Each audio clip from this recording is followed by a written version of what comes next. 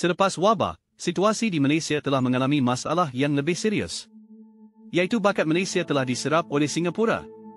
Salam semua, ini adalah saluran pemindaan dan pengetahuan dengan tujuan untuk membawa anda melihat keajaiban dunia.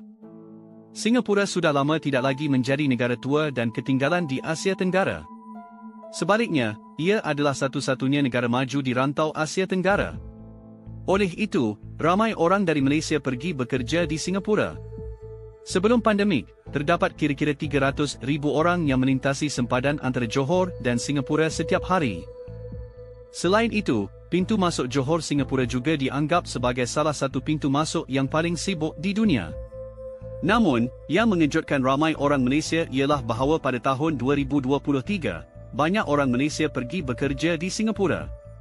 Mulai dari doktor, jururawat hingga penjual roti canai, semua berusaha untuk mencari wang dan masa depan mereka di Singapura.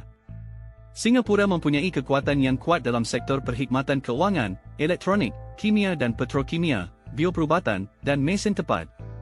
Ia juga merupakan pusat penghilangan minyak ketiga terbesar di dunia. Pada tahun 1990-an, Singapura dianggap sebagai salah satu dari 4 ekonomi terkemuka Asia. Namun, pada masa kemerdekaannya, Singapura tidak begitu kuat. Bapa kemerdekaan Singapura, Lee Kuan Yew, pernah menangis sedih apabila dipaksa untuk berdiri sendiri. Lee Kuan Yew mengurus Singapura sebagai sebuah perniagaan. Di satu sisi, beliau menggunakan aliran modal luaran untuk mengatasi kekurangan modal negara, dan di sisi lain, cukai yang dikenakan membawa kepada sumber kewangan awam dan memberikan platform kewangan kepada sektor pembuatan. Singapura juga memberi tumpuan besar kepada pengimportan bakat. Di satu pihak, ia mempunyai sistem edukasi dan latihan kemahiran pekerjaan untuk membentuk tenaga kerja asas. Di pihak lain, ia banyak mengimport bakat terbaik untuk bekerja di Singapura. Untuk menarik bakat terbaik di dunia, Singapura melakukan segala yang mungkin untuk menyempurnakan undang-undang dan peraturan yang berkaitan, mengatur hubungan pekerja majikan dengan ketat dan memberikan faedah dan gaji yang sepatutnya kepada pekerja. Pada masa yang sama, Singapura menjamin kebebasan keluar masuk dan membentuk mekanisme persaingan yang baik. Ini menyelesaikan masalah kekurangan bakat pengurusan tinggi dan memastikan kestabilan pasukan perkhidmatan awam negara.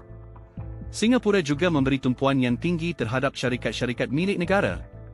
Syarikat-syarikat milik negara Singapura mempunyai sistem pengambilan pekerja yang berkesan, model pengurusan antarabangsa, dan sistem pemantauan yang lengkap.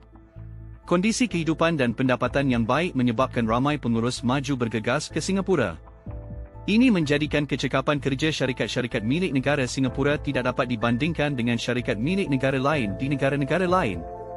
Malah dalam banyak bidang, syarikat milik negara Singapura bersaing dengan syarikat swasta.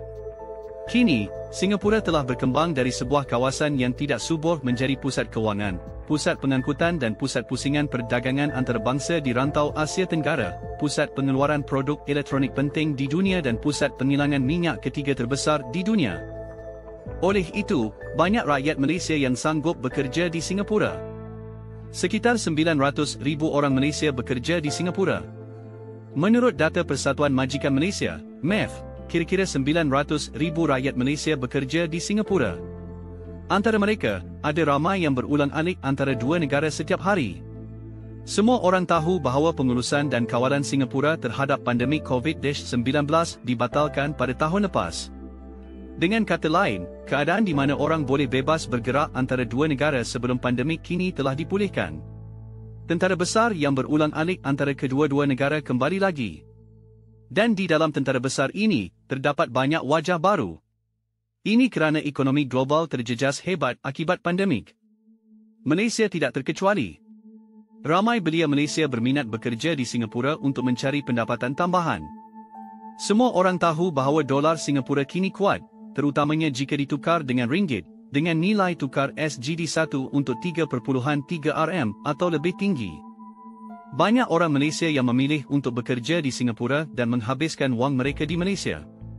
Dampak pandemik dan inflasi menyebabkan ramai pekerja asing meninggalkan Malaysia dan kembali ke negara asal mereka, sementara jumlah pelancong asing juga turun.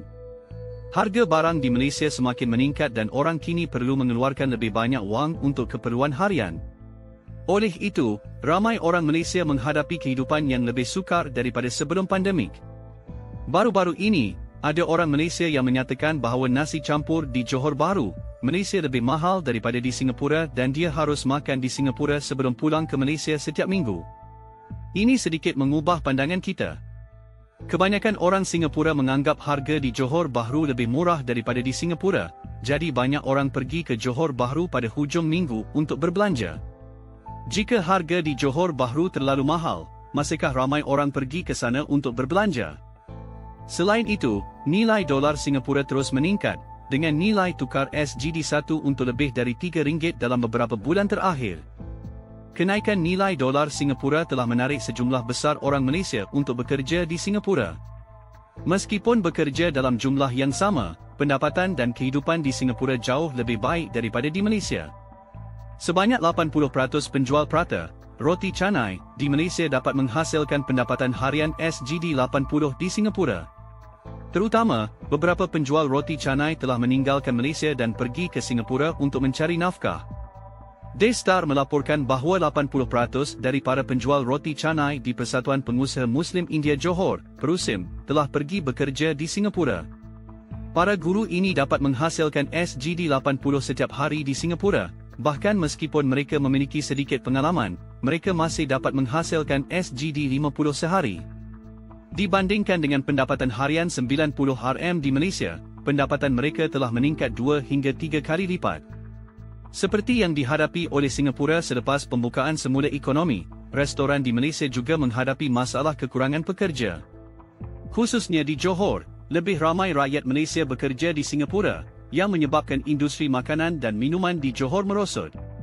Salah satu Presiden Persatuan Perkumpulan Johor berkata, orang boleh mendapat 3 kali ganda upah di sana, kita tak boleh buat apa-apa.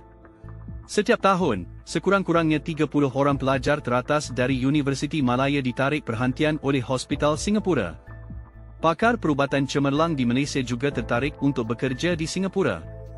Mengikut bekas Dekan Fakulti Perubatan Universiti Malaya, Dr. Adeba Kamarul Zaman, sekurang-kurangnya 30 orang pelajar teratas graduan setiap tahun lari ke Singapura. Di satu pihak, ia disebabkan oleh kekurangan sistem perubatan di Malaysia, yang kurang memberikan jalan terang untuk latihan dan pekerjaan bagi doktor, jururawat dan profesional kesihatan yang lain. Di sisi lain, prospek kerjaya dalam bidang perubatan di Singapura lebih baik. Banyak pelajar perubatan diserap oleh Hospital Singapura sebelum mereka tamat pengajian. Sebagai contoh, proses dari pelajar perubatan menjadi pakar perubatan terdaftar di Malaysia memerlukan sekurang-kurangnya 14 hingga 15 tahun. Manakala di Singapura, seluruh proses hanya mengambil masa 10 hingga 12 tahun.